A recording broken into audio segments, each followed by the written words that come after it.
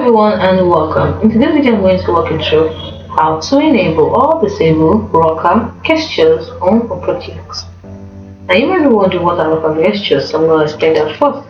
You see, when you enable rocker gestures, you can navigate backwards and forwards through pages by rocking your fingers between the right and left mouse button.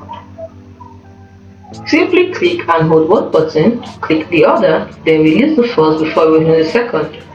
With a little practice, you can speed through web pages with this gesture. Now let's enable rocker gesture. But note that if you enable rocker gesture while using a magic mouse or trackpad, it can cause unpredictable behavior. Let's go enable it. From the home menu, right click and select not download, You're supposed to select settings. So let's do that again. From the home menu, select settings and then click on browser, scroll all the way down until you see shortcuts and then you enable rocker gesture. It's on its own. It is as simple as that. If you want to disable it, just simply turn it off. Hope you find it to be helpful. Do not forget to like and subscribe to the channel for more.